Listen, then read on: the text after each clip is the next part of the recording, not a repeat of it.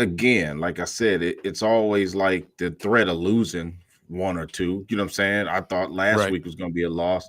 If they lose it, if they drop the game, I wouldn't be concerned one bit. You know what I'm saying? Now, the only thing right now at this point in the season, we halfway through this thing, and you just want to make sure everybody's playing their best football. You know what I'm saying? You want to make sure Jared Goff's playing his best football because let's be honest, I mean, he threw 5 picks in the last game because you don't want that trend to continue where he's constantly throwing interceptions. You know what I'm Right. saying? Which I don't believe that he's gonna, you know what I'm saying? I don't think that this is something new that's getting ready to start. I just believe, you have one or two bad games a year, man. You know what I mean? As a quarterback, as a team, you know what I mean? I think that these team has proved that they can overcome any, losing streak. They haven't had a losing streak in 2 years. You know what I mean? So I don't think it's anything to worry about. You know what I mean? But they will lose one while eventually, right? I mean, I'm looking at the schedule now. I remember we was playing the schedule game last couple times we've been on the phone, and that's been my $1 million question. Is like this team so locked in and so dominant, man. It's like I don't see who gonna beat them. I mean, who gonna step up to the plate and beat this team, man? Could it be uh, you know, uh could it be Indy, road game coming up after this Jacksonville game before Thanksgiving? Could it be Chicago? Could they play for their coach, which I don't believe is going to happen. I think they got an L coming when they come here. But you know what I'm saying? It Yeah. seems like we owe Chicago. They've been in pain in the butt for a couple years, man. We owe them a double digit win coming up. But yeah, I mean Buffalo. Well, if you want to look at San Fran, those are two games that they could lose down the stretch. Resting players, that type of thing. If it's locked up, they could lose to Minnesota the last game of the season in January. So, I think if yeah, it's gonna happen like within the next 3 weeks, three hmm maybe 4 weeks. yeah, Because down the stretch, man, this team, if they get too used to losing, not losing, but if they get too used to winning, which yeah, they are, like this regime of Lions going back to, okay, they lost year one, bad, 3 wins. Year two, they did a hell of a lot better. Won yeah, 9 games, came within a brink to right there, a thumbnail of hmm making the playoffs that year. They've been winning ever since. Like this team, this core is used to winning. So, and they get that from their coaches. Aaron Glenn is a fierce competitor, maniac out there. That's what he was when he was a player as a corner for the Jets. That's what he is as a coach. We already know who Dan Campbell is. We already see how Brad Holmes behaves on the road. He's out there slapping fives with fans, and they're into it. This team doesn't want to lose. I don't think they believe in throwaway games. I think this hmm is one of these cultures instilled here in Detroit where we want to win. We don't give a damn. Same thing with the Baltimore Ravens. You don't win. How many straight preseason games was it? Or is it that the Baltimore Ravens have won some crazy number? I forgot. I think yeah, it's been like what 8, 9 or 10 years since they lost a preseason game. yeah, That's a characteristic of a very high quality organization. yeah. We want to Facts. win. We don't care what the hell it is, when it is. And then on top of that, it's Minnesota. Last Yeah, game of the season, let's say we got things wrapped up. Minnesota's still fighting for their lives, trying to get the 6 seed or 7 seed, whatever it may be. You think Dan to them don't want to step on Minnesota throats? yeah, yeah. Hell Bury them yeah. boys. Yeah, Hell bury yeah. them. Yep. Yep. Yeah. They got that mentality too. You know what I'm saying? Yes. Where I think that that's the one thing I think that has improved from the last 2 years compared to now. I think now they have that killer instinct where they want, you know what I'm saying? Like, remember, like San Fran, we played them last year, and it was like that's why we lost the game pretty much. You know what I mean? Because obviously it was some adjustments that they did, some fluky plays happen at the end, but ultimately you gotta have that.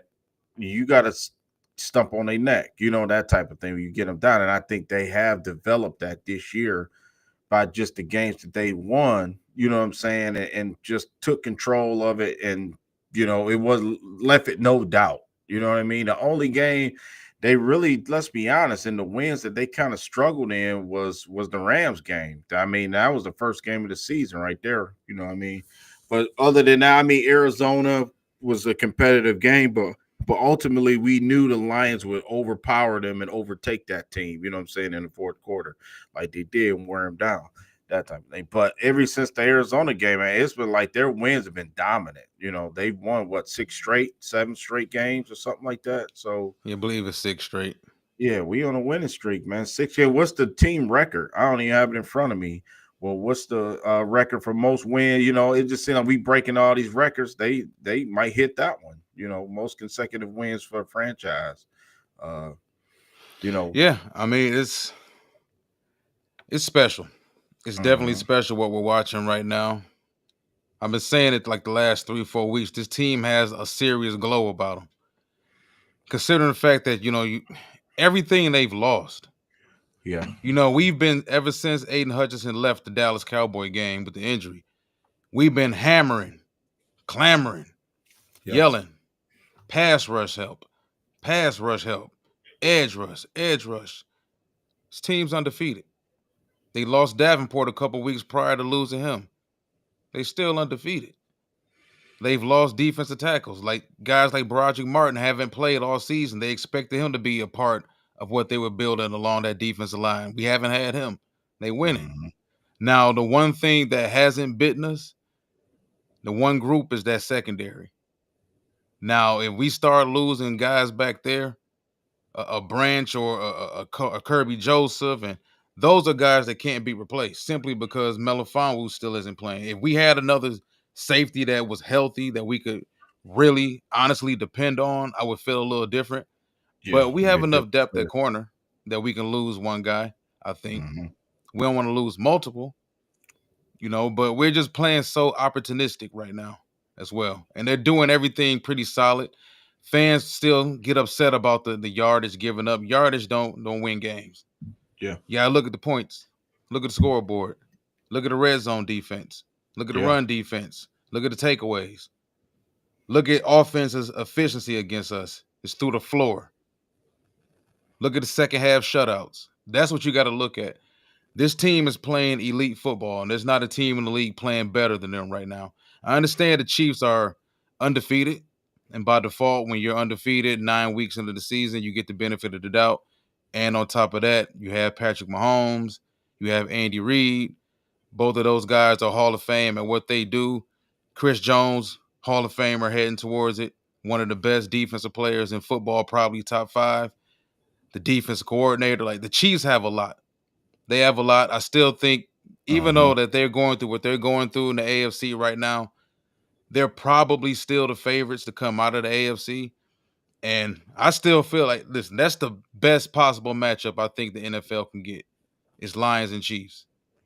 You're mhm, getting high quality defense on both sides. You're getting, even though you're not getting high quality offense from the Chiefs, you're still getting an offensive mind in Andy Reid and Patrick yeah, Mahomes.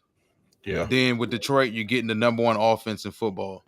So not to get too sidetracked, man, but we looking ahead yeah, because our team is 8-1, man. That's why we having these 2024 midseason team awards. This is the first time we're gonna have this. yeah, And yeah. like I Let's said, the do team it. is kicking ass right now. They're 8-1, heading into a home game against the Jacksonville Jaguars. Don't want to get caught slipping. But before we get into the game, of course, we're going to take care of the game Saturday morning, right along with point spreads and all that stuff. We want to get into these awards, man. And I want to start with the coaches first. And you yourself have Aaron Glenn, defense coordinator, as your pick for coach of the year. I have defensive line defensive line coach Terrell Williams. We Yep. both have our set of reasons for it. I don't disagree with yours at all. He was Me either. my he was What's my yours? initial pick. He was my initial pick. But then I wanted to dig a little deeper into what was Yeah. going on. And before I get into my thoughts on Terrell Williams, why did you pick Aaron Glenn? Yeah. First of all, I give you props too because Ter- Terrell Williams, excellent pick. You know what I'm saying? Because it shows. I'll let you say why, and I agree with yours 100%. But Aaron Glenn, listen, man. The last 3 years, well, we've seen him just always have the challenge of working with less. It seems like, you know what I'm saying, and it just seemed like this is the first year remember we said it even going into last year's draft that we have to get some uh talent on that defensive line as well as linebacker, safety, a secondary, all three levels of the defense. And now it's just almost like, man, it was almost like the team rewarded him to get the players that he needed the last couple years. I hated that Marcus Davenport got hurt because I thought that really was a guy that, Definitely. what I'm saying, that really could have made this whole thing just like harmony, man. You know what I'm saying? He's still doing it. I mean, players under his tutelage have gotten better. Guys like Derek Barnes, a guy that was gonna be, it was rumblings that he was gonna get cut. You know what I'm saying? And he noticeably got better on his watch. He's developed guys like Jack Campbell, Malcolm Rodriguez, notably just recently with the secondary, coaching guys up like Branch and Joseph, getting Carlton Davis in free agency, Terran Arnold, starting from day one. So, developing guys, like you mentioned, Broderick Martin is a guy I'm high on, and I think that they have plans for him. Seeing in Lee McNeil just turn into an all pro, defensive tackle, which has been good to see. Man, he's using guys like John Kaminsky the last couple of years, even though Kaminsky's been hurt, but he was doing the job. I mean, it's just been so many things. Even a guy in the background, Charles Harris, had a good 1 year and a half run under his tutelage. I mean, it's just been. I'm glad to see it, man. You know how you just, the old saying goes, give your flowers while the people are around, man, and you want to just give him his credit, man. I think that Aaron Glenn, I don't know if he wants to be a head coach, but I just got a feeling, man, if they do something special this year, he may be gone. But I mean, I think I don't know. It'd have to be the right situation for Aaron Glenn. I mean, the players love him. I mean, you could tell. I mean, the players want to play for this guy, man. And it's just for me, Yeah. to win that game last week against Houston, to keep the team in the game. That could ultimately be that win last week when everything went wrong and it was easy for them to pack it up and just say, you know what, we're 7-2. We'll go back home next week and beat Jacksonville. They refused to not let that game slip away, and that ultimately could have won us the number one seed when it come down to it. A game like that where we should have lost and we wound up winning, getting a game ahead because we see Philly's losing right now, to Washington. That's huge. I mean, even though both of those teams got 7 wins, but what I'm saying is his defense kept us afloat enough to where we Definitely. scored enough points in the ugly offensive showing, Walt, and ultimately could have got us the number one seed, and ultimately the path to the Super Bowl comes to Detroit, all through Aaron Glenn, man. He's been Well, let's be fantastic. honest. Yeah. Let's really be honest about it. Yeah. Him and his defense carried us the first 3-4 weeks of the season when the Yeah, offense was, for sure. struggling For to get sure. out of neutral. Yeah, for sure. So Yeah, yeah, we, that's right. I agree 1,000%, man. Like this guy, he's taken a lot of grief, Yeah. those first 2 years, man, and some of it rightfully so. But for the most part, you and I was pretty much the one podcast, Lions Mhm. podcast for that matter, that actually consistently stood up for him and viewed at least tried to show the viewers what was really going on with this team. It was obvious that when they took over, um, Brad Holmes and Dan Campbell, when they took over, they got Jared Goff. The first thing you want to do in this day and age, for the most part, is build a solid offense, Yeah. build an explosive offense. You got to be able to score some points. They couldn't do nothing year one. We constantly talk about what that roster looked like year one. You head into year two, you still get more offense. You got Aiden Hutchinson, the number 2 overall pick. They got Gibbs. They got Laporta. They got Jameson Williams. They got offensive players out there. You took Panay Sewell with the very first pick when you guys got here. And you and I have been saying for almost a year and a half, okay, when is it going to be his turn? Are they going to draft Will Anderson? Are they going to Mhm. get this guy? Are they going to get this guy? Yeah. And you finally seen once this guy got some tools, Mhm. you could see what he can do. Yeah. Now, as far as him leaving, thing is this: it all comes down to how bad does he want to be a head coach? Because you have some of these assistants out here, and I get it. There's only so many jobs. There's only 32 head coaching jobs. Probably every offseason, you're looking at maybe what 4 to 6 head coaching vacancies.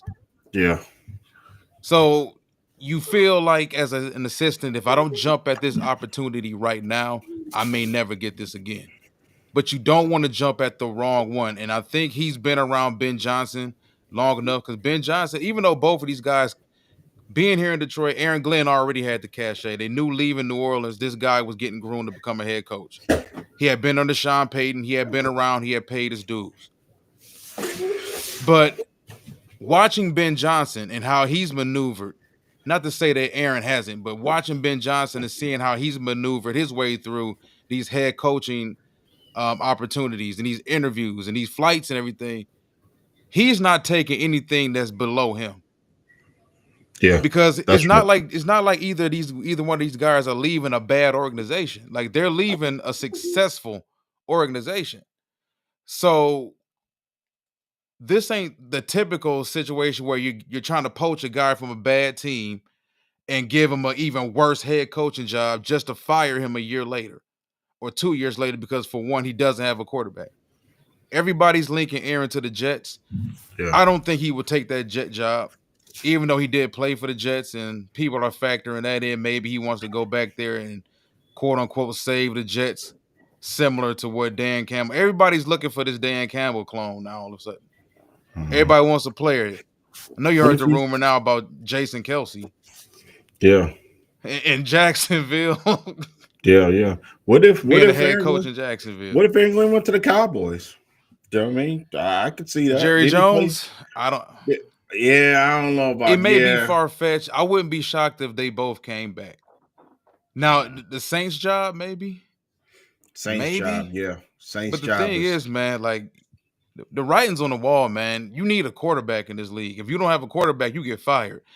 The only way you don't get fired without a quarterback is if you build an elite defense. You out there winning. And we see Robert Saleh, he got fired, and he had an elite defense. But that window only stays open for so long with that elite defense if you have terrible quarterback play. And we saw what happened with him. But all right, so Aaron Glenn, I agree 1000% with that. He was my initial choice. But also for the sake of being different, man, I wanted yeah, to bring a little positive light to this guy right here, Terrell Williams. yeah, damn good Already coach. had cachet, coached it with the Raiders, Tennessee Titans. He had Jeffrey Simmons over there. Coming over here, he inherited Aiden Hutchinson, Aleem McNeil, two budding superstars in the league. Lost one of them. And before I get too deep into what I think he's been able to do here, it's one thing for a positional coach to look successful when you have your number one guy and you have another young superstar, a young budding superstar, and then you got a big time talented edge rusher on the other end of this and that. What happens when you lose those guys and your Yeah, depth gets tested? And I think that's where a lot of positional coaches either get raises and get better positional jobs or they get fired. How do you develop the third, the fourth, the fifth defensive tackle or defensive end? This man lost an all pro caliber edge rusher, defensive end, Aiden Hutchinson, who also helped him out tremendously and anchored his run defense on the perimeter. He lost yeah, Marcus Davenport, another super talented defensive end that just can't stay healthy. He missed DJ Reader for a couple games. Aleem's yeah, been nicked up. Kaminsky hasn't been there. Broderick Martin was supposed to be his biggest project. He was supposed to get Broderick going this season. We haven't seen Broderick, period. yeah, Makai Wingo, late yeah, round pick. Been getting some good work out of him. He's yeah, been nicked up. He's getting the best out of Josh Pascal that we've seen from Pascal since he's been in the league. yeah, I think this man has done a tremendous job. And then yeah, on top of all of that, the fact that you, as the defensive line coach, you lose both of your defensive ends. Both of these guys are elite run defenders as well, Hutchinson and Davenport. So not only are you losing your pass rush on the perimeter, but you're also losing your boundary run defense. Your defensive coordinator comes to you and says, "Hey, listen, big fella, I know this is a lot of stress on them boys, but I'm gonna need them defensive tackles to not only anchor our run defense, but I'm gonna also need them to be our main pass rush pressure. That's And they right. doing Yeah. it. And they doing it. They put more on these dudes' plate, and they doing it. That's Yeah. why, like, Aaron Glenn and Terrell Williams go hand in hand.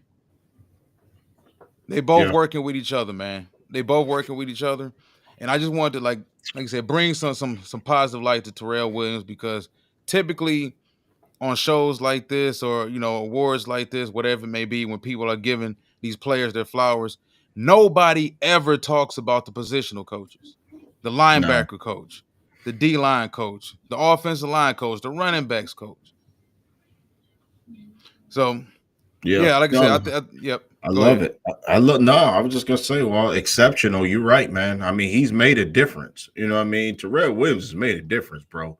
You know what I'm saying? And they're notably better across that defensive line. I think ultimately the way we handle things as an organization. I thought that Dan Campbell did a good job from the start, saying that you got to earn it, man. You know what I'm saying? I mean, basically, even remember Jack Campbell had got drafted, and early reports was he wasn't given the spot right away. You know what I'm saying? And then Derek Barnes kind of emerged, and then it was like, okay, Jack kind of had a slow start, like because from day one he wasn't out there, and then he's been starting ever since. But what I'm saying is, these guys are doing it right, man. They got the right coaches and they got the right people in place. So just well said on Terrell Williams. I'm glad we got him. You know what I mean? That was a good hire within. So it's going to stay the way it is and continue to get better.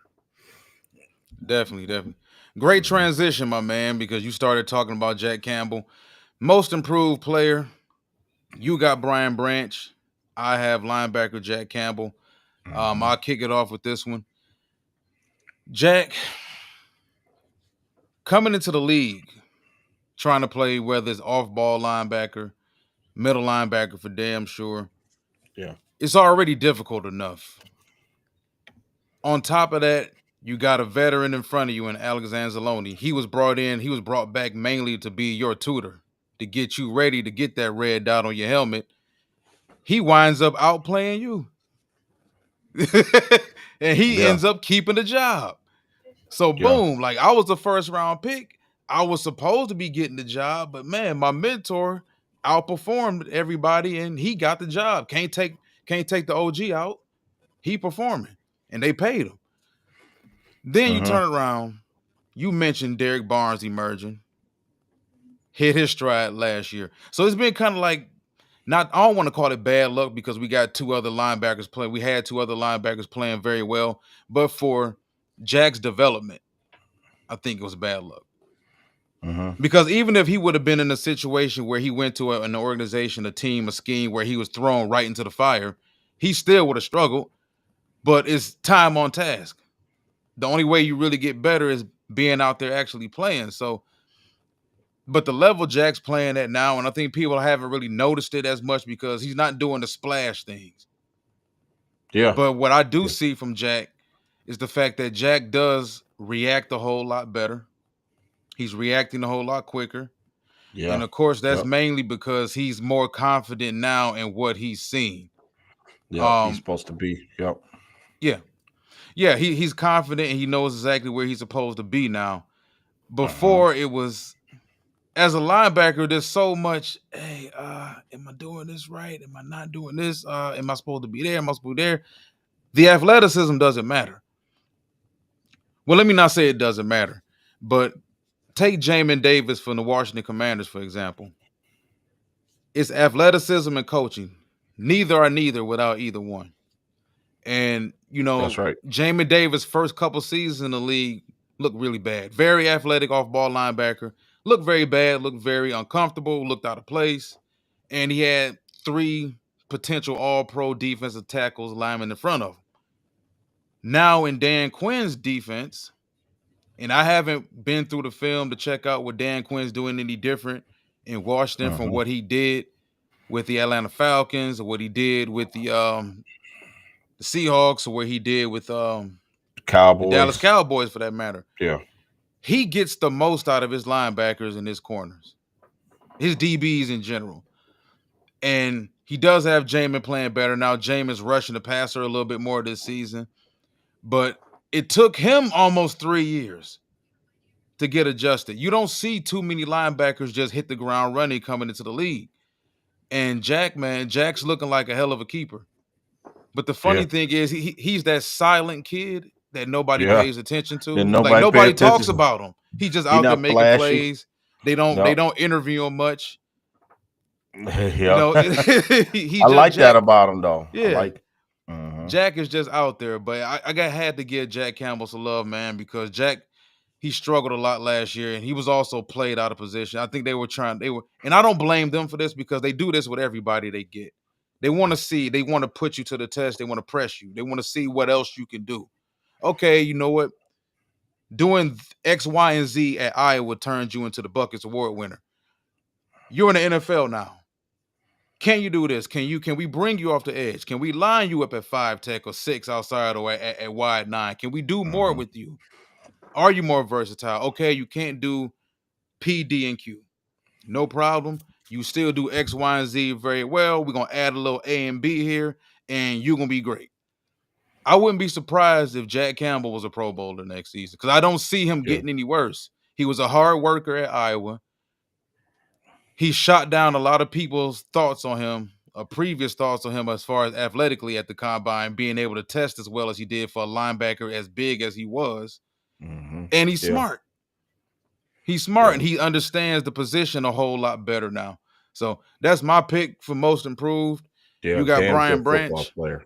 Yep. Yep. Campbell, damn good football player. Love him. Yeah, I got Brian Branch just because he could easily been defensive player of the year, to this point, man. Brian Branch has been fantastic. I think last year was a feeling out process, as a rookie.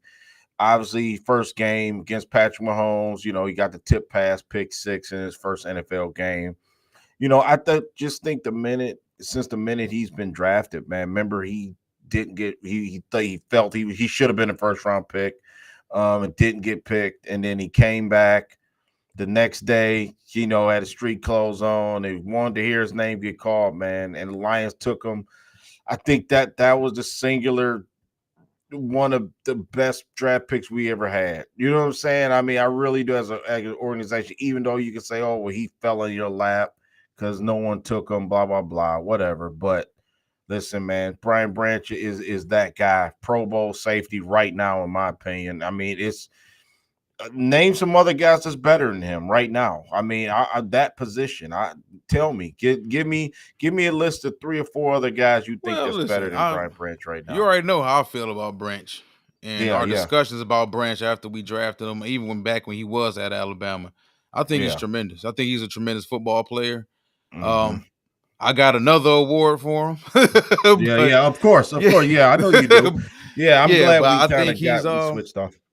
yeah, no, I think he's definitely, and I'm gonna talk a little bit about it more when we get onto the other award. But I think right now he's one of the 10 best players, the 10 best defensive players in football. Yeah, Meaning, yeah. if you were starting the defense from the ground up, would he be one of the 10 players you picked? And he Oh would yeah. definitely be one of the 10 players I picked to Oh start yeah. my defense with. Yeah. I mean, he's just like maybe. I mean, just like is. I'm glad. 313 and fans funds had the same thing. I don't think it's too soon. I don't. I do think.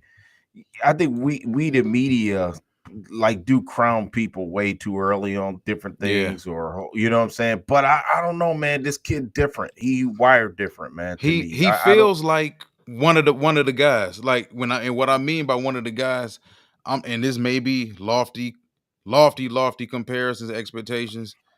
The Troy Palomalus, the Yeah, Brian Dawkins, the Rod yeah, Woodsons, the Ronnie Lotts, the Ed Reeds, like he those safeties that are everywhere on the field. yeah, He's that guy. yeah, I started high quarters, I'm in the box. I started in the box, I'm mid-level. I started mid-level, I'm blitzing. You yeah. thought that out was there, I'm jumping it.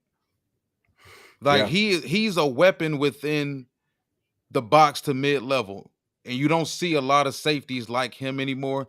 Most of these guys are deep quarter safeties or whatever. Me and you talk a lot about Jesse Bates and Yeah. how smart he is as a player and how instinctive he is. He and Kirby Joseph, and I'm not gonna get into it because we about to have a damn good discussion about him and Kirby Joseph with this next one. But I Yeah. agree 1,000% with you on Brian Branch too. But I back to just your want to point. say that no, yeah. Just before we go on to the next set of guys, this guy here, man, this might have been the play. I think it was on Joe Mixon, but anyway, supports the run. Walt. I mean, it Yeah, was two plays in a row where he literally came up in coverage and just blew the play up, man. You know what I'm saying? It was like Joe Mixon was trying to get on the outside and he couldn't. You know what I mean? Basically, Branch blew up one guy, shared a block, and still made a leg tackle and just stopped the whole play, 2 yard loss. He's already got 50 tackles. I think it is like 4 or 5 tackles for loss already for the halfway through the season. Tremendous football player, man. You know what I'm saying? I mean, he's one of the reasons why we got the respect on that side of the ball. I think because the secondary, you got to have a guy like that that's got that mean streak. The guy that just takes no prisoners, man. He embodies what Detroit, what we all about. I think that you got to have guys like that on your team. And finally, we've always watched other teams curate these kind of players and bring them out. And, we would always say, man, we wish we had a guy like that. Well, we got him, man. You know what I'm saying? I mean, this guy is like everything that you would want in a safety, to be. So totally for me, he went from being a guy like you remember we was having the shows like what's his role? Are we gonna find a spot for him? That type of thing. We got a loaded secondary to he hands down starter backbone of that unit, that type of thing this year. So definitely, definitely. mhm. All right, so let's debate this, man. Um, this right here, and Yeah. 313 just made the comparison. He said that Rodney Harrison made the comparison of Ed Reed and Troy. I think that's who these two dudes are. I Mhm. think Brian Branch is a more. I think he's well, at least with how Pittsburgh utilized Troy early through pretty much majority of his career.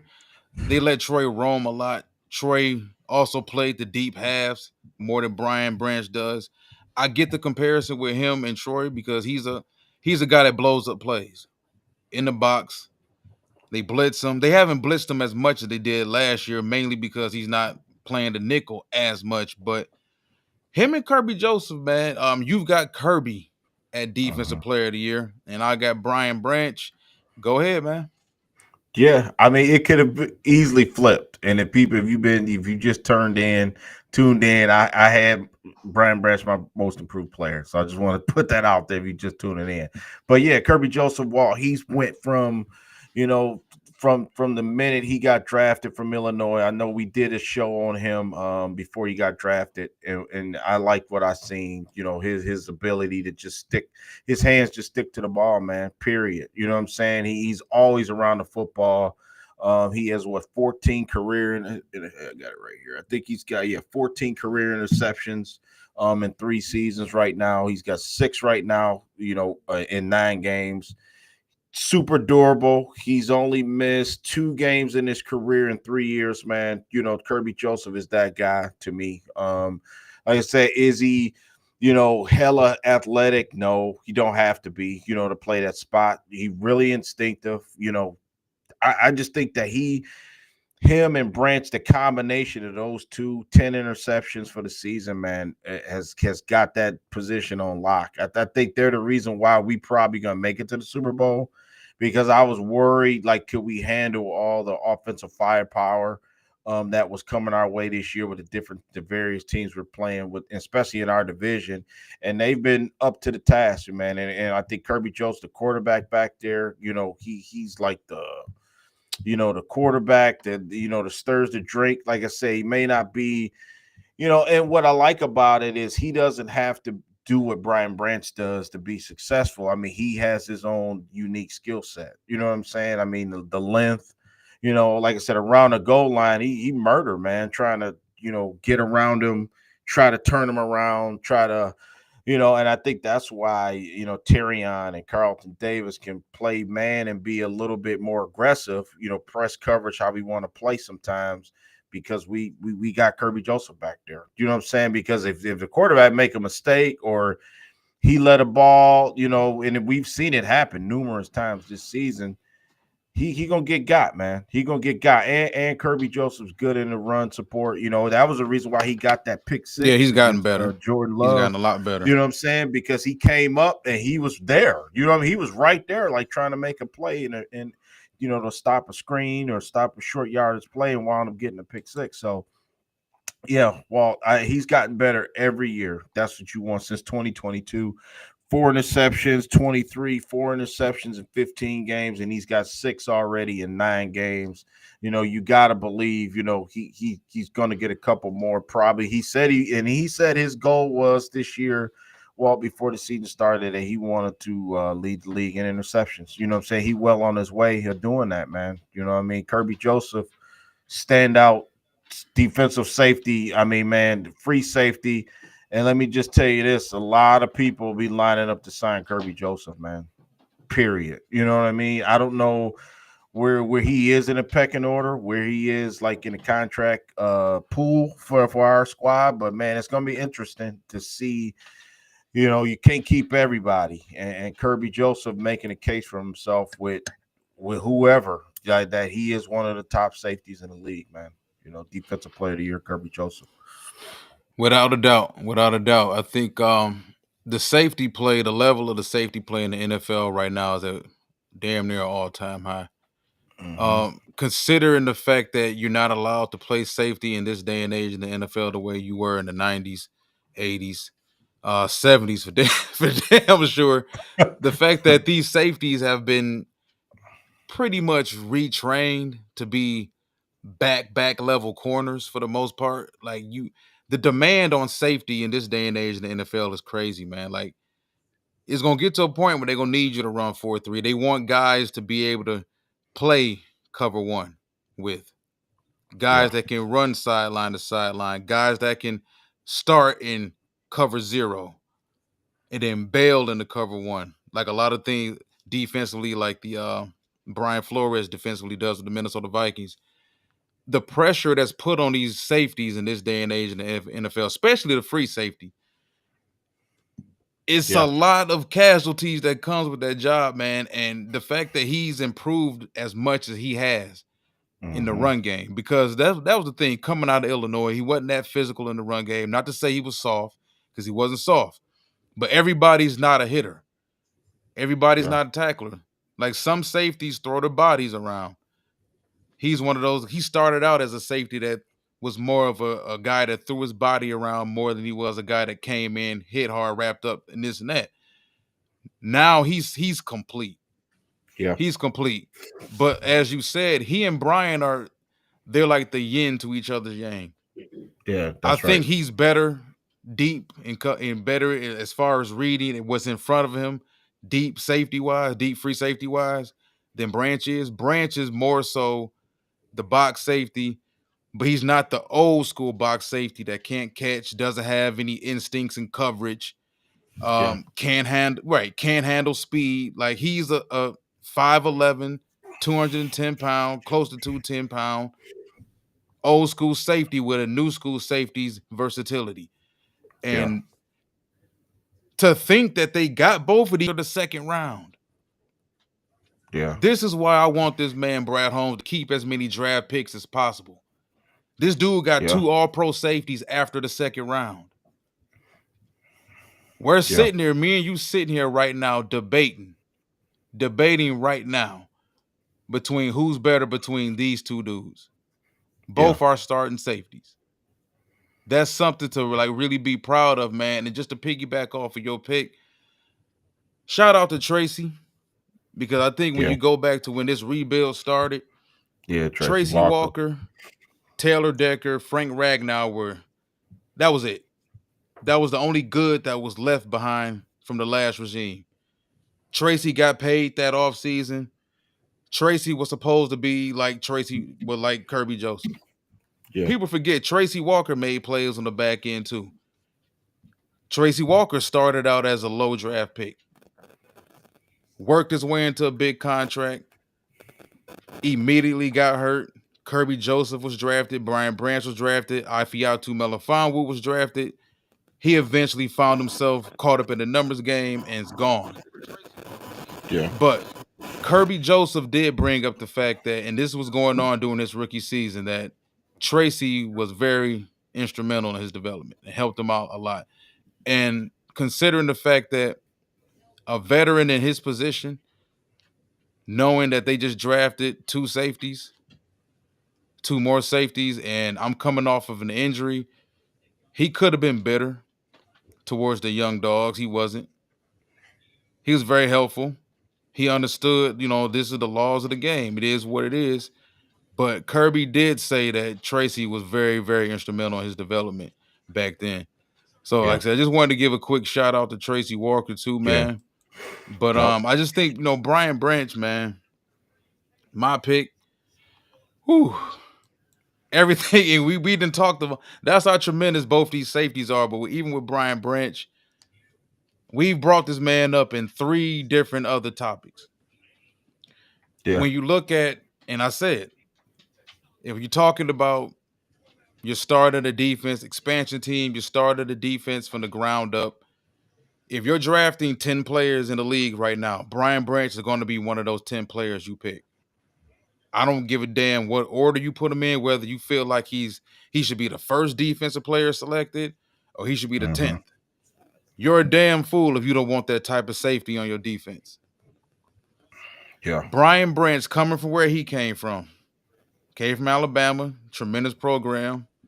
Brad Holmes, they love Alabama, love their players, knew everything about them. The fact that he slipped to where he slipped to because of a 4.85. Because of a 4.85. Not 4.85, sorry about that. I don't want to kill his 40 that bad. A 4.58. Because of a 4.58, he slipped to where he slipped to. Common sense was that this dude was a football player. Common sense showed you at Alabama the responsibility Nick Saban gave him in that defense. Common sense showed you that this dude knew what he was doing on the field. The coaching he had, the pedigree he came from. This dude was a 5-star prospect. This dude was the dude in high school. He was the dude in college. But because of a 4.58, y'all let this man fall all the way to where he fell. And you and I talked about this before. Sometimes the NFL just gets it wrong. They got Amon-Ra St. Brown wrong. They got Amon-Ra wrong too. Yep. They get too caught up in these measurables. And when you go back, you look at a list of those wide receivers that got drafted of Amon-Ra St. Brown. Half them dudes don't play in the league anymore. You can go back and look at the DBs selected ahead of Brian Branch. If we're redrafting that draft from last year, Brian Branch is a top 7 pick. I guarantee you. Yeah, facts. It's a different day and age in the NFL, man. We may see 2 or 3 safeties selected in the first round in this draft coming up in 2025 because safety is such an important position on the field now. It's damn near as important, if not maybe more important than corner. Because if you can't protect that back end of the field, man, and you can't get those guys involved in the run fits, because you need safeties to be able to get in run fits as well. If you have poor safety play and poor defensive tackle play, you don't have nothing. I understand everybody loves the edge rushers. They get all the money and this and that, the outside linebackers that also rush and everything, and the high profile cornerbacks with the sexy nicknames and this and that. If you don't have any safeties and you don't have any interior defensive line, you have nothing on the defense. So for me, I just think that, and I get it, Kirby has made tremendous game-changing plays, but so is Branch.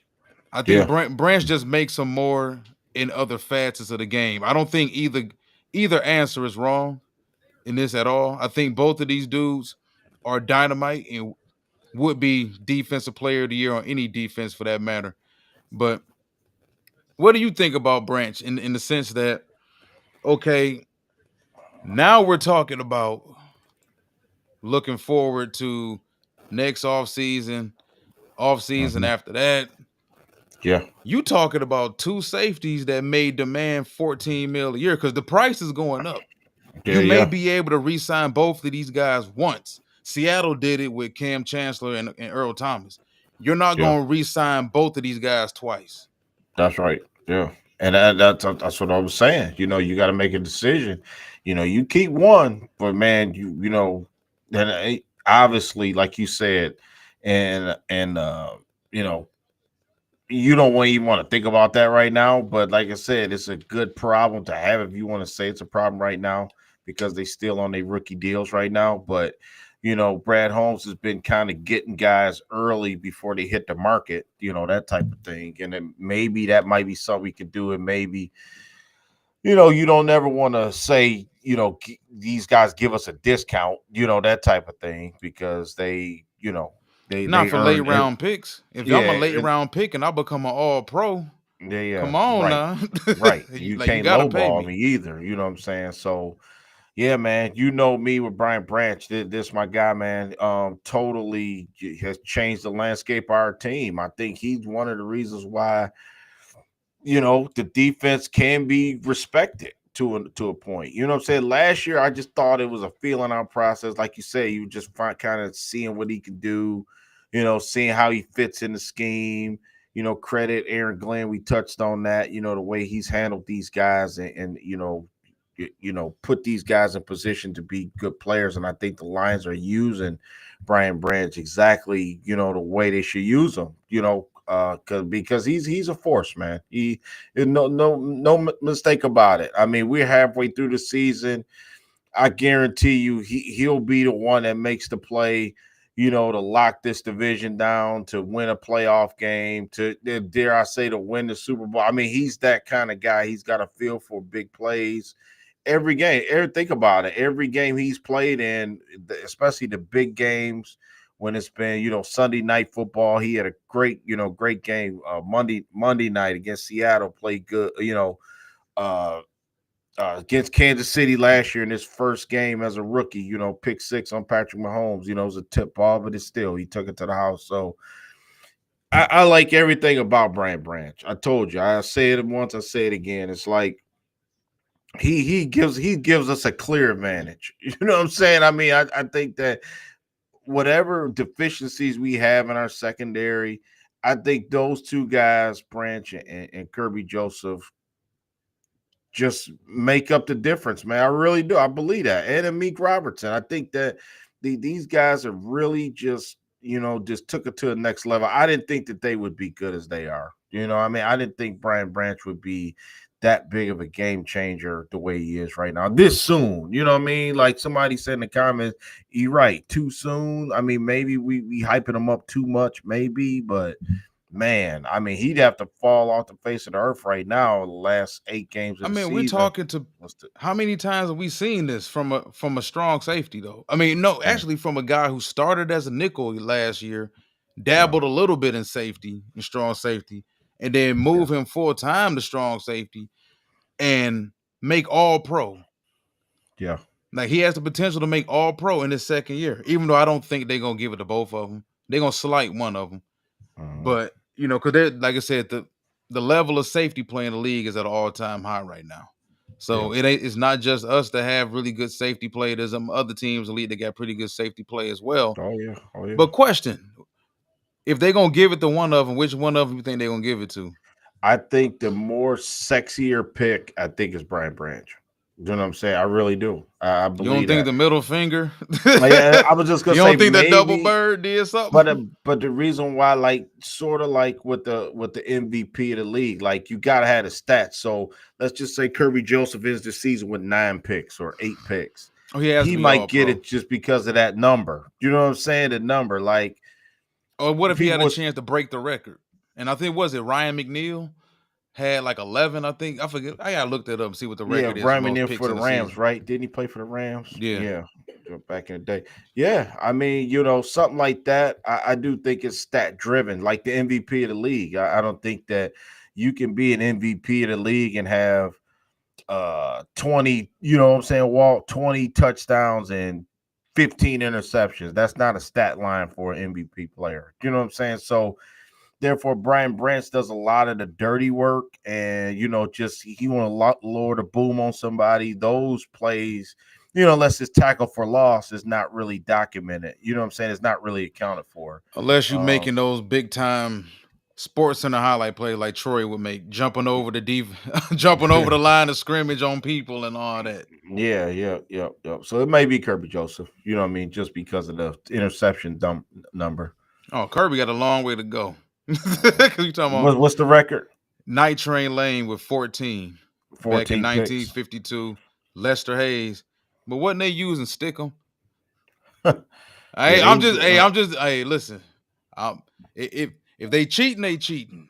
Yeah, If yeah. you're using Stickum, you're using Stickum. I don't know about all that, but Well, look at the quarterbacks we got coming up, man. Turnover City. Listen, Mac Jones, possibly Anthony Richardson, back in the lineup.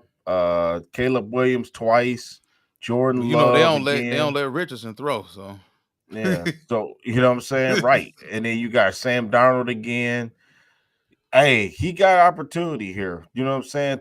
To get 4 or 5 more, I think, before the season's out. So we'll keep an eye on it. We'll keep an eye well, on how it about definitely. this? How about this guy get his first one? Nah. No, rookie of the year, man. You said it yourself. It's kind of by default, man.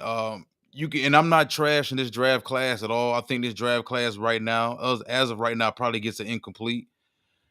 Out of the past 3 draft classes, this is the one where it's like, okay, we don't walk away from it at least mid-season unless somebody turns it on down the stretch.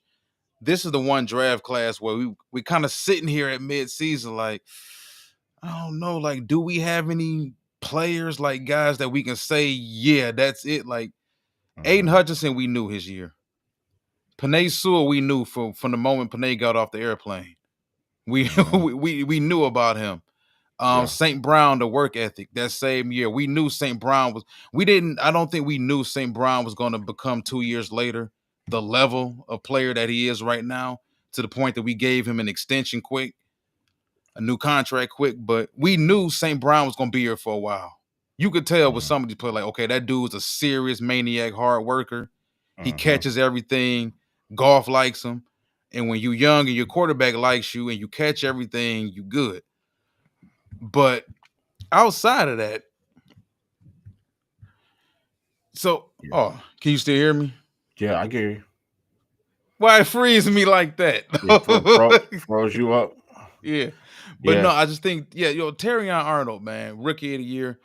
Mhm, We've gotten some good play from Wingo, as you mentioned. We were talking about it in the pre-show, but mhm. Wingo's been in and out of lineup. Not nothing enough to really say, okay, he's overtaking Arnold. Yeah. Rakestraw, he's kind of still developing along. Yeah. Manu's nothing. Not calling him nothing, but we haven't, I gotten haven't anything. seen them. Mahogany, as you mentioned. Yeah. Vikai, we haven't needed him, honestly. Yeah. So, and Terrion has had his issues. We all know that with the PIs or whatnot. But at the end of the day, and I'm gonna let you get into it in a second, I think some of the issues he's had, and I don't want people to think though he's bad. He's not bad at all. You see the penalties he draws, but at the end of the day, he stays in the pocket. He's not, and the big issue I had with him coming out, and I talked about it prior to the draft, was he's not the most explosive, fast, quick, twitchy athlete, but he's very solid technique wise. He's patient. He doesn't panic. Yeah, he makes up the difference too. Like if he, he'll get burnt and then but he'll make it up his speed, and he can still get into play. You know what I mean? But the issue for me is obviously not turning around. You know what I'm saying? It's like he's looking at I've seen it like on tape. He's looking at the receiver, a lot and trying to anticipate when that ball's going to get there simultaneously, and he's been guessing wrong lately. You know what I'm saying? But he hadn't had a pass interference in a month before last week. You know what I'm saying? So he had been better, just in coverage. you know what I'm saying? Like last week, people say, "Oh, well, that was a pass interference," which it probably was last week. It was, but hey, usually they would call the Lions for those little hand checks or pulling of the jersey or the type of thing, and he got away with it. You know what I'm saying? I'm not gonna cry about that because hey, it was in our favor. You know what I'm saying? But he has done some good things, man. I mean, I'm from what I've seen. Yeah, it don't look good on. It don't look good. Like, damn, he got another pass interference. You know what I'm saying? In a drive, you give him a first down, and ultimately give him a touchdown if you get him close to the end zone. But I do think that he's gonna pay off dividends, man. I think all of the growing pains. It's tough playing corner, man. It's tough. Look at Sauce Gardner. I mean, he's been a non-factor this year. You know what I'm saying? And we know Sauce can play, but it's tough, man. Yeah, It's tough. You know what I I mean? think we kind of overblew Sauce a little bit too, man. Yeah, Also, man, corner is a very difficult position to just play at a high level for 7, 8, 9 years. You yeah, know, it takes a certain level of corner, certain level of talent to be able to play at a very high level for that long. Look at AJ Terrell with Atlanta. Like mhm, AJ Terrell, when he came into the league a few years ago, he was looking like a top 2, 3, 4 corner in the league his first couple years. As of late, he's not playing as well. yeah, Sometimes scheme changes affect these corners. Sometimes, the level of responsibilities you give them. Sometimes it's the matchups. But Sauce playing in well, I don't want to get too deep into why I think Sauce is kind of not necessarily falling off, but his play hasn't been to the level it used to be. But yeah, like I said, with Terrion, man, and they've thrown Terrion in right from the get-go. yeah. They haven't benched him. He hasn't played poorly enough to bench him. No, no, Um, I absolutely think not. if the PIs were costing them games, I think his biggest issue, he doesn't take the right angles because if you look at him when he comes out of his back pedal, he's still watching the hips too long of the wide receiver, Yeah, and he's not exploding quick enough. I'm yeah, seeing slower wide receivers. It's not even just mainly the athletic guys. I see lesser athletic wide receivers get the jump on him like that. If he yeah, can start taking better angles, maybe then he'll get more picks. yeah, But as Tristan Clark was saying, Bobby Drake was saying in the conversation, he is always in position. He just does not look back for the ball. That's yeah. true too. I mean, That's true. he panics, Yeah, that's and true. he panics with his hands because that comes from that lack of athleticism. But he's still in a good enough position to make a play. Yeah, But he's just still like maybe a good 2 to 3 inches off. He doesn't have the longest arms either. So, and I noticed that's an issue with him when it comes to like getting a decent amount of pass breakups because some of those PIs should be pass breakups if he did have longer arms. But I mean, he's played good this season. I don't think he's played bad at all. He just had some moments where, as a rookie corner, he got flagged. And, that type of stuff happens. He's a rookie. yeah. Of course, of course. Yeah, like I say, I like him about us. He's got some good traits. He really does. You know what I'm saying? Like, and that stuff is all coachable. Totally, totally know that Aaron Glenn, as long as he's here, he'll coach him up. You know what I'm saying? That's all that stuff's correctable. It's not like, oh my God, this guy like Cam Sutton, even though it's a different player, that he's gonna be getting burnt, you know what I'm saying, on a regular basis. So yeah, I'm cool with Terry Arnold, man. You know what I'm saying? I mean, I just want to, clean up some stuff. That's all. You know what I mean? I just think that he is there. In the play, he is there. You know what I'm saying? I've seen him get burnt a couple times, but like I say, he rookie corner, man. It's gonna happen. You know what I mean? Like I said, I'm not too saying like get him out of there, that type of thing. It's not like that at all. I'm pleased from what he first round draft pick. I think that he can get better. The ceiling, the talent is there. You know what I'm saying? The competition is there. I think putting him in there, baptize him by fire, that type of thing. He needed that. You know what I mean? I really do believe it's gonna pay dividends later on in the season. So I had a question I wanted to ask you about him, though. Yeah, so with as elite as the safety play has been behind him, though, Hmm. Do you think that saved him a lot? Yeah. Because Yep. we've talked about, like, if he went to a worser situation than here, Yeah. if he went to a team that took him in the top 10 with bad safety play and they threw him out there at the corner, expected him to kind of like be, all right, go out there and be Sauce, or go out there and be Jalen Ramsey, or one of Yeah. those guys, go out there and be Tariq Woolen. Yeah. He may be in a way worse situation. But we Yeah. talked about it after the draft. We neither one of us are like we're really the highest on him. We thought, he was a good player, but we also believe that he was going to the best situation possible for him because he had Carlton Davis, Amik Robertson, so he got some veterans in the locker room with him. He got another young corner in his Rakestraw with him. Hmm. Emmanuel Mosley's a vet in the league. Even though Mosley's not playing, Mosley's still a voice, and Mosley's still there, and Mosley's still around. So I think that's what was best for him. Of course, you everybody wants to be a top 10 pick, wants to be the number one player selected their position, but sometimes getting drafted later can be better for your career long term. I think he definitely has a place here. Now, whether he's this lockdown corner, some fans think he's going to be or whatnot, that's neither here nor there. We don't know. But I definitely believe he does have a place with this organization for a long time. So, all right, man, let's get into another player we both agree on, man. Offensive player of the year. We talking about Amon-Ra St. Brown. The numbers aren't as sexy. And this is what happens when you win. And everybody else is playing well around you as well, because you're looking at St. Brown right now, 9 games played. He has 54 catches on 67 targets for 524 yards. That's a 9.7 yard average. 7 touchdowns, 35 yards is his longest catch of the season. Hmm. Now, and I think I know where you're going to go with it. Probably going to be similar to where I'm going to go with it. He's still on pace to catch over 100 balls and still to get double-digit touchdowns. He's got 7 right now with what, 8 Hmm. games left, I think? Yeah. 9 games left, something. Yeah, 7 games left. Yep. So he's going to, yeah. I'm not sure what his career high is, but he's bound to get more than 12. At least more Yeah. than 12.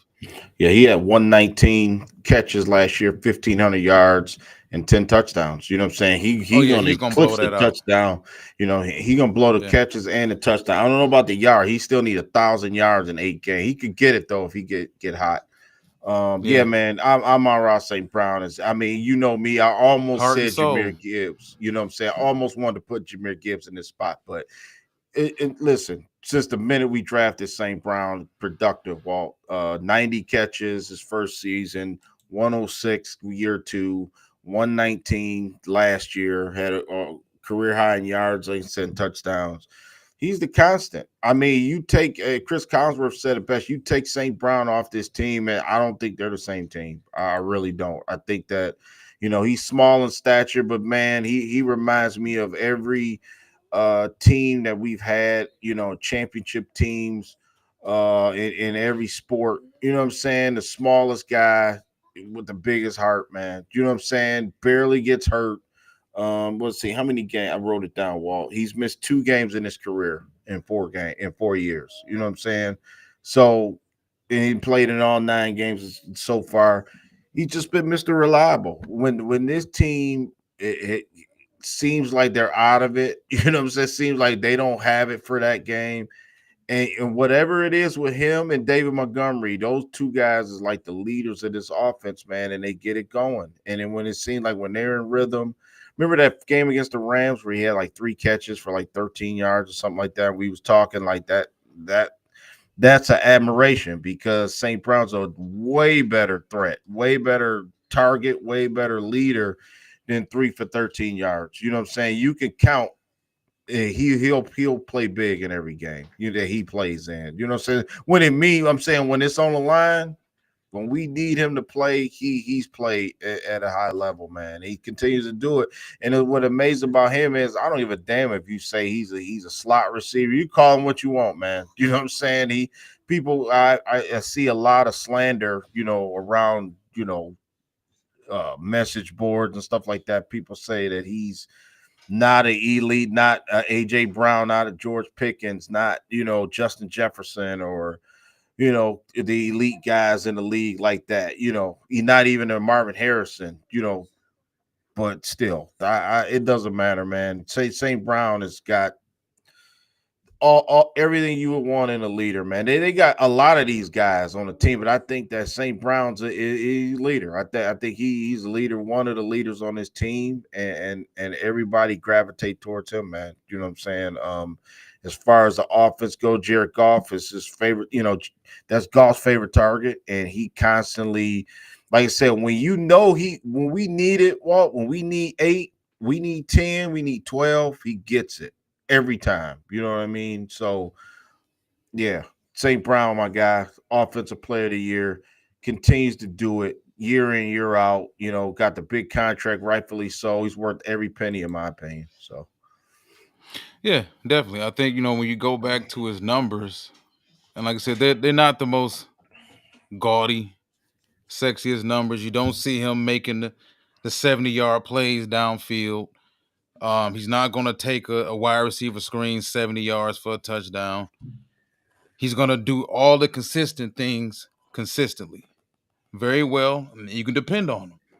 And like I said, the fact that he's still with Laporta, and Laporta is kind of like the forgotten guy in all of this offensively. But considering the fact that he's sharing attention with Sam Laporta and Jamison Williams and Jameer Gibbs and Montgomery, and to know that your offense, even though it's still a throwing offense, it's at the core, it's still rooted in the run game and the offensive line. And for this mhm. guy with everything around him to still be on pace to catch over 100 footballs. And right now he's on pace for what, 14, 15 touchdown catches within Yep. this offense.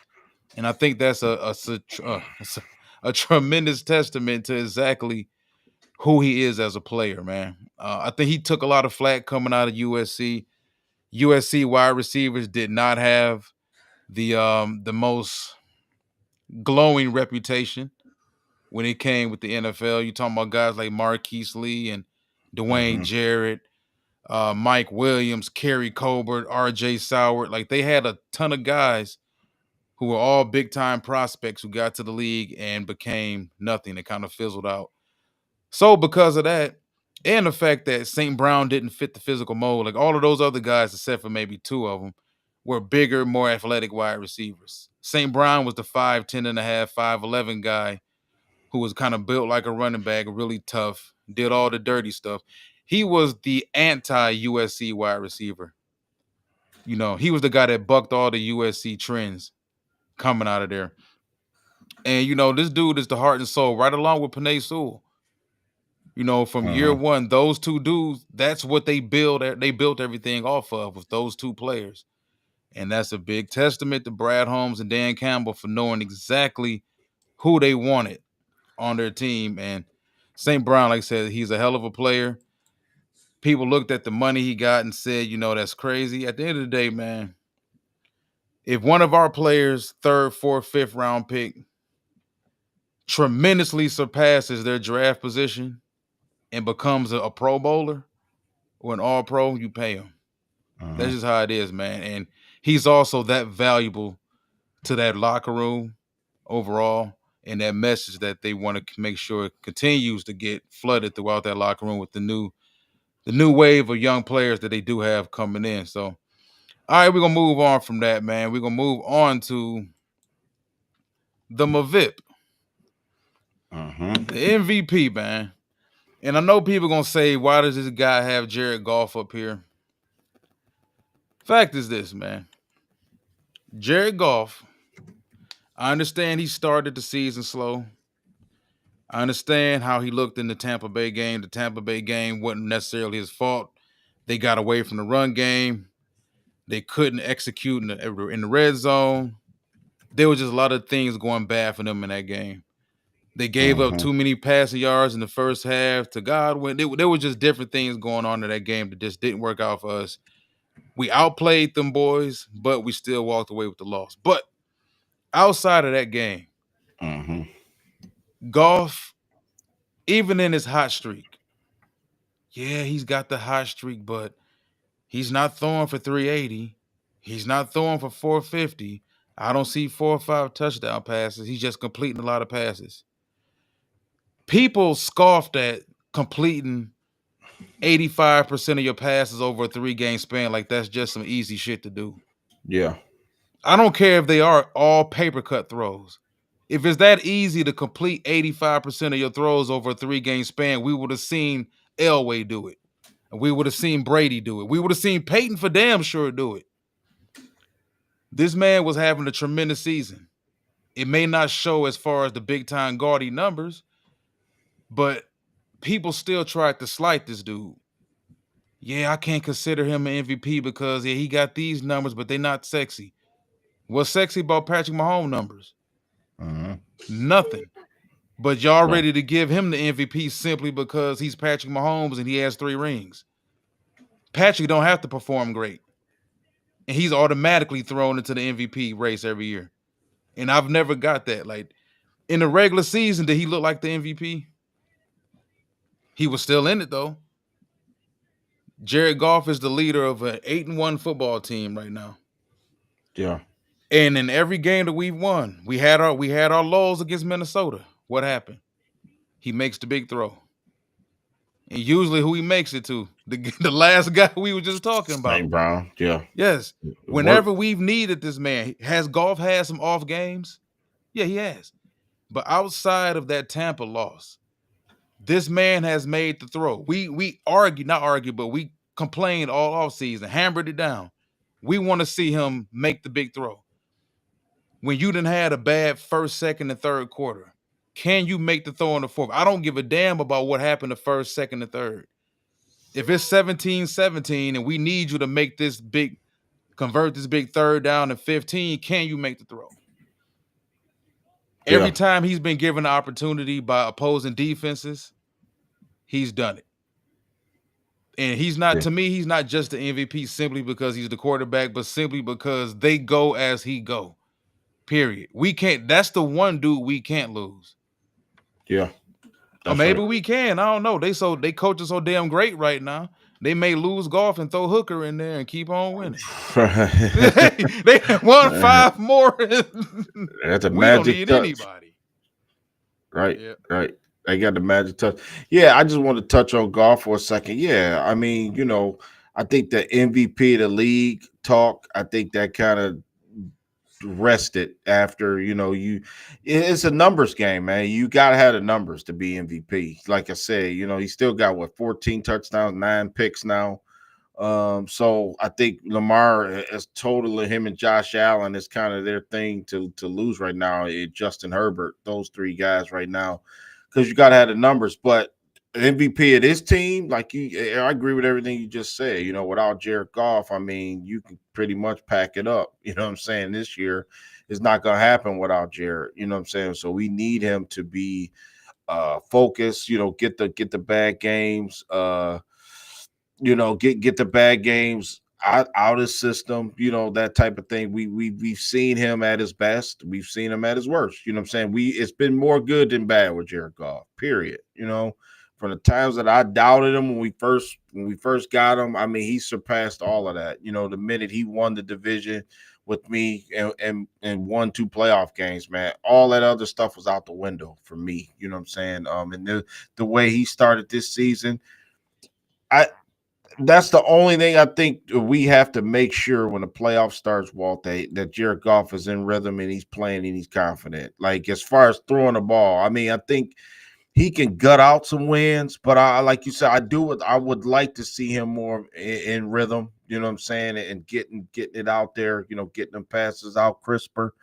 Then that's about the only thing. But, man, I agree. Jared Goff, totally the way he's played, man, as with the exception of last Sunday, has been MVP, for the offense, this whole team as a whole. If Aiden Hutchinson wouldn't have got hurt, I'm sure we probably would have had Aiden Hutchinson. We probably both would have had Aiden in there, you know what I'm saying? Because he'd have 12 sacks by now the way he was playing, man. You know what I'm saying?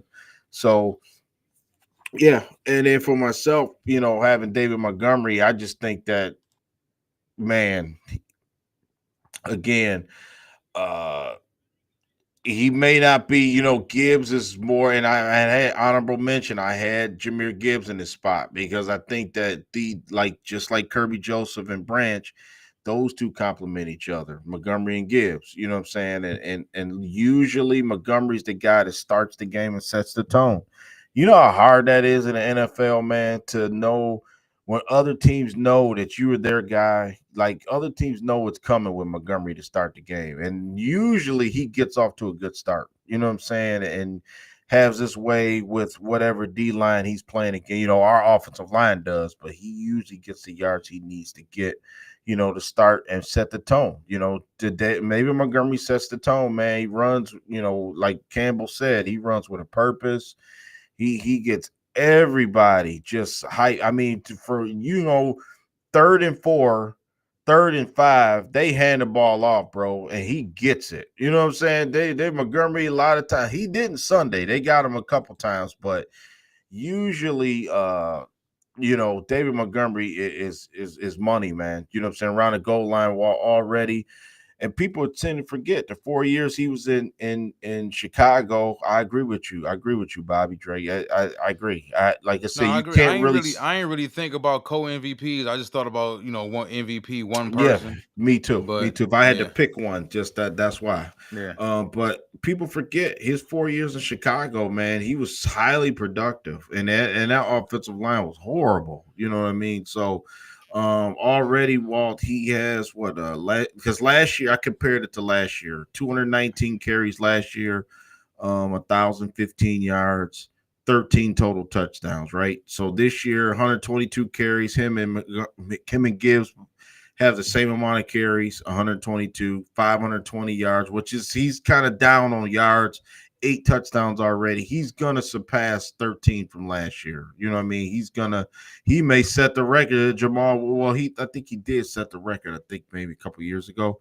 Whatever record it is for Lions touchdowns for running backs, he may get it. You know what I'm saying? Because the best equalizer for this whole offense to have Dave Montgomery running goal line chances, end zone. You know what I'm saying? They make a yeah, concerted effort to give Money Montgomery the ball, man. You know what I'm saying? And I think without him, Jameer Gibbs brings another dynamic that other teams got to plan for that they're not ready for.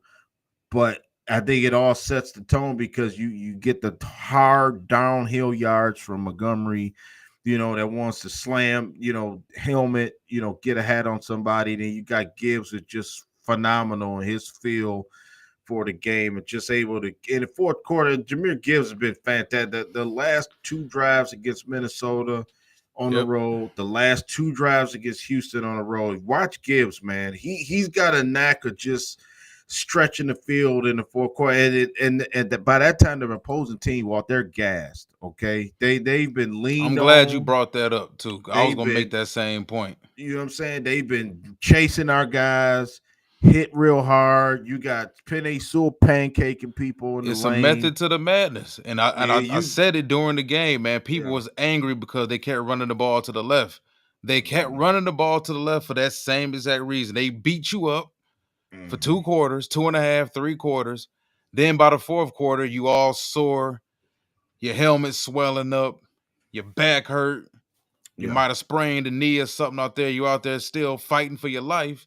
And then what do? They bring in this 4-3 dude. Okay, so now we're gonna start running outside.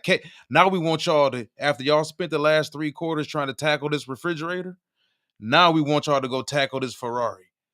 And that's exactly how they get teams. Houston looked like in the fourth quarter they couldn't even handle that boy. It almost looked like they would rather had tackled Montgomery. Because that's right. after you've been getting beat on by a 215, 220-pound running back for 3 quarters, now do you Mhm. really want to go out there and chase this Ferrari? Yeah, right, right. So it's them boys tough, man. Them boys is tough. Yeah. Phenomenal, man. And you real quick before we get out of here, I did. Did you do your defensive guy, your defensive player of the year? You got yours. Yep, Um. yep. I ain't get a chance to make a caption for it, but I did. We did. We just had it up. It was Brian Branch, and you had Kirby Okay. Joseph. Okay. Okay. Yeah, like you say, other people at kind of I had Lee McNeil too, honorable mention, man. And Lee McNeil's been fantastic. You know what I'm saying? Just three and a half sacks, 6 tackles for loss. You know, he had the big contract, you know, to start earlier this season. We've seen the evolution of Aleem McNeil, Walt. You know what I'm saying? Yep. And it's been good to see, man. You know what I'm saying? Aleem out there balling. You know what I'm Another saying? guy drafted after the second round After the second that round, might man. be top 10 at his position in the league. Yeah, yo. He blew up a couple plays. He's getting pressure from the interior. He getting in there. You know what I mean? He gonna last year he had what 5 sacks, I think it was. He gonna get that. He gonna better know, you know, and I like about it is everybody that we've signed are playing better now that they got the contract. You know what I'm saying? You know, usually the time we see it in whatever sport that, you know, a Yeah. player gets paid and then, you know, for whatever reason the production is off. Not Kenny these Galladay. guys, man. Yeah, Kenny got oh my goodness. Not these guys, man. We got a good squad, Walt. I mean, I think that this was a good idea, you know what I'm saying, by you to have this show because right now it's well deserved. I mean, you know, we see something good here. We see some nice, you know, opportunities. I think where our team is going to eat, man, these next couple weeks. I think this is going to be stats galore. I think these guys can get their money up. You know what I'm saying? The defense, you know, Zadarius Smith. We're gonna break it down on Saturday. You know, we're gonna be able to have him out there and see how he fits into the puzzle on the defensive side of the ball. So, you know, playing Mac Jones, and I think Mac Jones going to start. It doesn't look like Trevor Lawrence is going to play, so you know we able to hit that on Saturday. You know about the game against the Jaguars. Definitely. Yeah, like I said, man, this team is 8-1. I think this show was well deserved. It didn't get any realistic awards or any big time bonuses or anything like that, but it was just us showing this team some respect. I think they deserved it. Like I said, a team that was built outside of Panay Sewell and Aiden Hutchinson. This is a team that was pretty much built off of third, fourth, fifth round picks. And guys, we got 2 safeties who were drafted after the second round who turned out to be Pro Bowlers and all pros. And now we're in a situation where we can have these type of shows because our team deserves it. So I want to thank everybody for joining us tonight. Make sure y'all hit YouTube up tomorrow and Saturday and Sunday and watch this show again all in the next week. Think there's something you'll find very interesting in it because there's players we discussed that everybody finds to be their favorite Lions. And with that said, we will be back Saturday morning to break down the Jacksonville Jaguars and what we need to do to get to 9-1 and take a complete stranglehold on the NFC, especially if the Eagles lose tonight. We might really be in the driver's seat. You got the score on that game? Can't hear you. Sorry, I had it on mute. Yeah, Philly, 7 minutes to go, look like 12-10. Philly is winning, 7 minutes to go in the fourth quarter.